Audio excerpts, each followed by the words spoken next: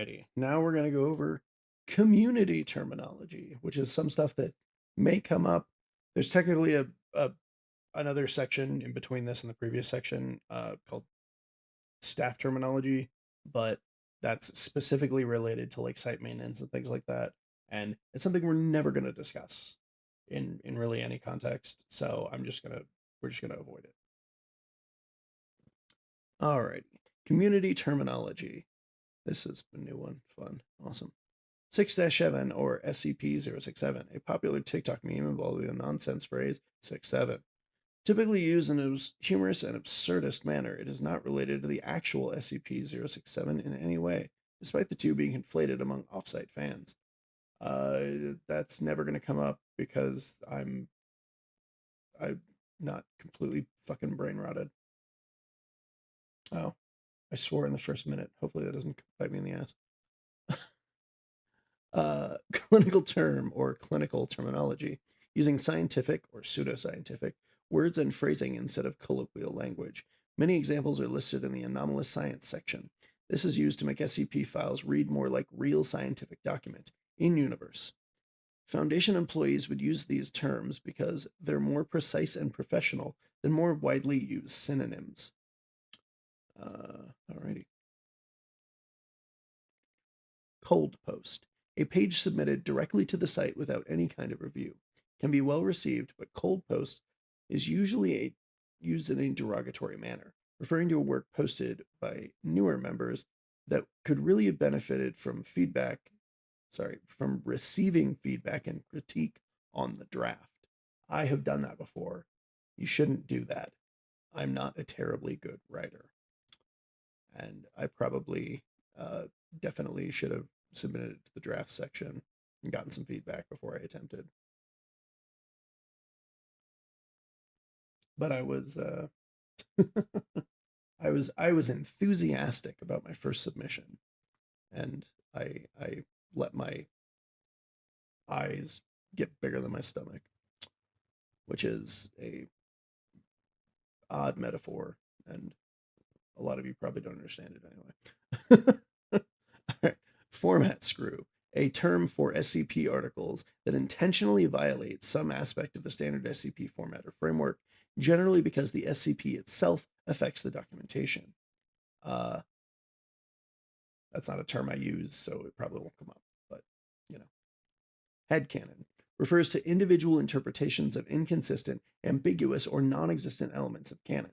People use this term to describe how they imagine aspects of the Foundation universe while recognizing that it's only one interpretation. A good example of this would be exact strengths of the various classes of agnostics or the precise nature of various K-class events. Might come up. I generally... well, no, I guess this series will kind of go over some of that.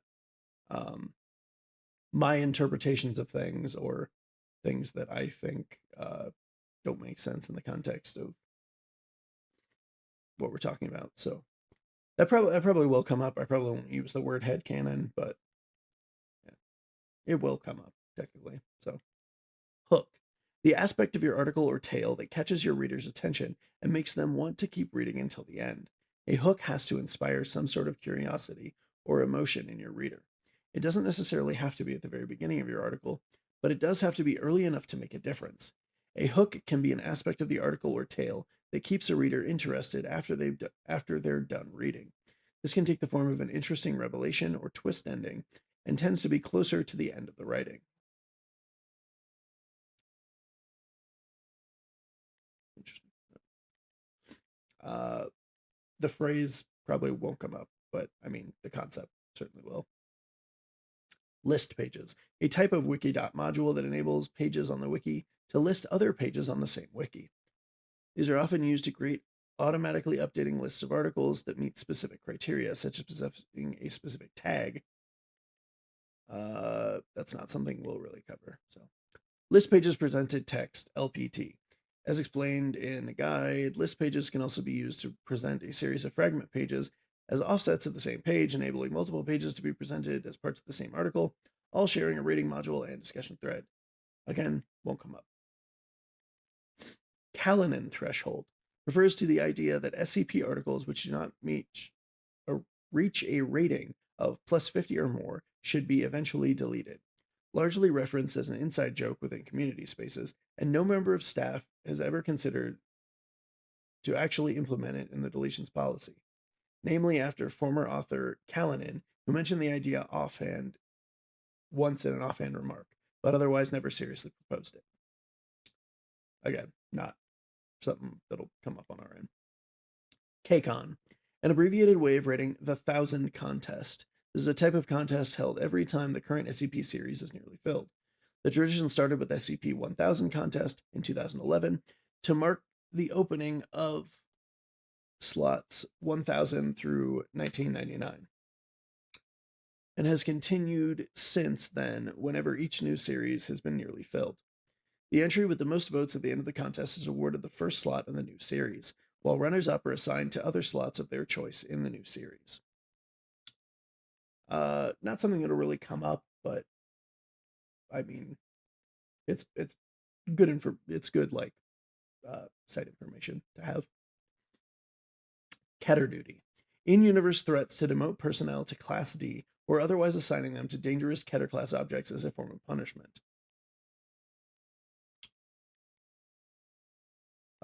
I mean, that's definitely something that will come up. It doesn't. Seems weird that they would list that as site terminology, but okay. Larpocracy, a term used to criticize staff, referring to their tendency to use time-consuming procedures and excessively commit to minor rules. A portmanteau of LARP, live-action role-playing, and bureaucracy. That definitely won't come up. We've already gone over the lockbox test, so yep. I mean, we'll cover it again just because it's here. Locked box test, an informal thought exercise often used to determine what object class an object or entity ought to have. It is explained as such. If it's locked in a box and indefinitely and nothing bad will happen, it's probably safe. If it's locked in a box and we have no idea what might happen, it's probably Euclid. If it's locked in a box and eventually all hell will break loose, it's probably Keter. If it's locked in a box, if it is the box, then it's probably Thaumiel. Alrighty. LOL Foundation.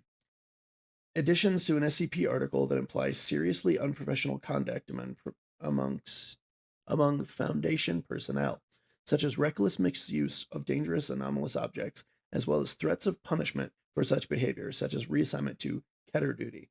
While generally considered to be too unprofessional for a serious research organization, there is still a place for it on the site. Neolol Foundation refers to the shift of more humorous and lighthearted, as well as narrative and character-based articles in the modern days of the SCP Wiki, a reimagining of LOL Foundation. So more or less, it's just referring to like things that are happening in universe, especially within the regards of the SCP articles, that are not necessarily professional enough that they should be in an SCP article, but that still makes sense within the world because levity, dark humor, and stuff, it does make it into official documentation sometimes, even if technically it shouldn't. So, oops, my bad. Malicious downvoting. Downvoting someone's article for any reason other than the quality of the work. We won't get into that. So, murder monster, an inhuman entity that attacks and kills people. Although this term is often used dismissively, this is a classic type of SCP, going all the way back to the original. Ooh, now I'm curious. There are many successful articles written about this kind of SCP, but new examples will need more of a hook than just a description of a dangerous creature to be successful. Things like SCP-682. There's one we'll get to eventually. I think it's in like the thousands, so it'll be a while before you get there. It's one of my favorite SCP articles. I believe it's called Just Another Murder Monster. And I'm not gonna tell you, I'm not gonna say anything about it other than the title, but it's like, oh, it's so good. I love that one. That's one of my favorite SCP articles. Yeah, but we'll get to those eventually. I probably won't ever use that terminology, but yeah, it's certainly a article type. So Sandbox stalking, the article of reading the sandbox pages of other authors for purposes other than critique, without their permission or knowledge. While not against the site rules, telling an author that you have covertly read their unpublished drafts could make them uncomfortable, as these pages often do not reflect the finished product. It is advised to not share contents of an author's sandbox page to other users, nor to edit someone else's drafts without their explicit permission. Note that the term does not apply to members of mass to regularly clean. Okay, that's fine. Yeah. So again, not something that'll come up. Side chat, a private Discord server used by a group of authors as an alternative to the public SCP Wiki official Discord server. Not something that'll come up. SPC, the Shark Punching Center, a backronym created to make fun of people who misspell SCP as SPC. E.g., I like the idea, but what does the Shark Punching Center have to do with it?